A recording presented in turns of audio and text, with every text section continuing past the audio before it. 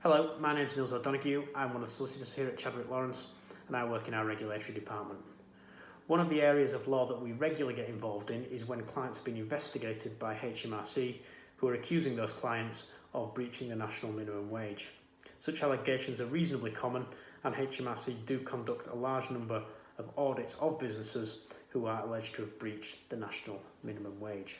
I thought this would be a good time to speak about the national minimum wage regulations and what you can do to minimise risk in this area of law.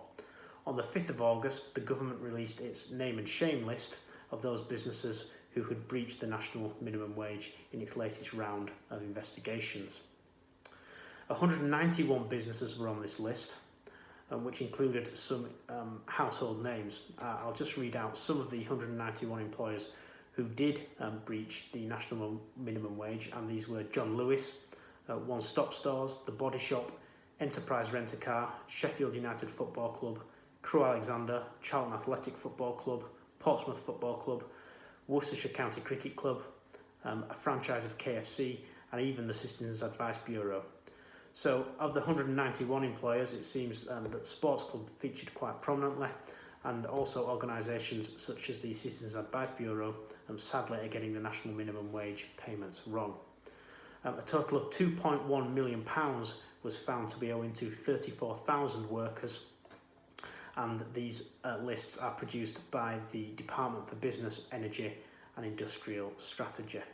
In addition, HMRC fined these businesses across the 191 companies £3.1 million, as well as asking these employers to pay back the monies that are owed to their workers to make sure that they were paid the national minimum wage for the work that they had undertaken. Business Minister Paul Scully is quoted in the press release which contains this name and shame list that employers shall not get off lightly for shortchanging workers. I have to say, with all respect to Mr. Scully, my experience of this area is actually rather different. I don't believe that many employers are deliberately shortchanging workers, but that most national minimum wage breaches are in fact inadvertent and a result of employers not understanding the national minimum wage regulations correctly.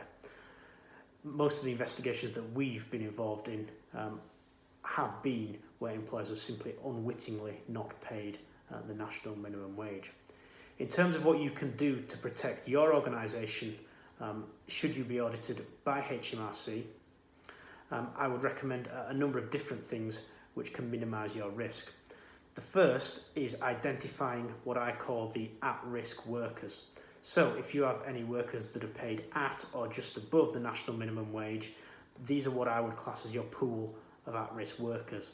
And it may be that when we go on to the next stage, that some of these workers you have are not being paid the national minimum wage because of some business practices that you have, but you do not know that they are breaching the national minimum wage regulations. And we see 5 or 6 scenarios typically whereby certain business practices bring workers below the national minimum wage. The first of these is what I call in-hand working. This is where some employers ask their employees or workers for a week or two of their when they are first engaged by a company to work. They hold that money back, and that money is then paid back on the termination of their employment. This is not permitted by the national minimum wage regulations and will be classed as a breach. I also see examples where workers have expenses deducted for uniforms, for example, or other expenses, which brings them below the national minimum wage. If you are deducting for uniforms, first of all, assess whether your workers are paid at or just above the national minimum wage, and whether you are at risk of breach as a result of deducting expenses for uniforms, and also check whether you are actually permitted legally to deduct for uniform payments. The next two most common examples that we see are failure to pay overtime, which should be easily resolved if you had good systems and records in place, and also a failure to pay the correct apprenticeship rate. Perhaps the most common we see, however, is where employees deduct monies for training courses, either internal or external, which brings workers below the national minimum wage rate. It's also important that you make sure that your organisation is ready for a HMRC audit.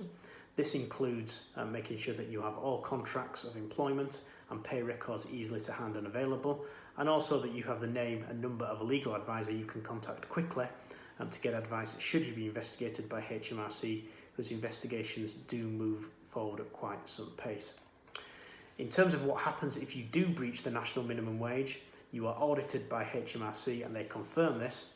There are a number of consequences. The first, as you will have seen, is that you'll be named and shamed by the government. The second is that you'll be asked to pay back the money that the workers are owed at the current national minimum wage rate. That's the current national minimum wage rate, not the rate that was applicable when the deduction, for example, has been incorrectly made. You also can be fined up to 200% of the arrears that are owed to your workers, and that is capped at a total of £20,000. So there's some fairly severe consequences, both in terms of publicity and financially, should you get this area of law wrong. I hope that's been helpful, and if you do have any questions on this particular area, do let me know. Thank you.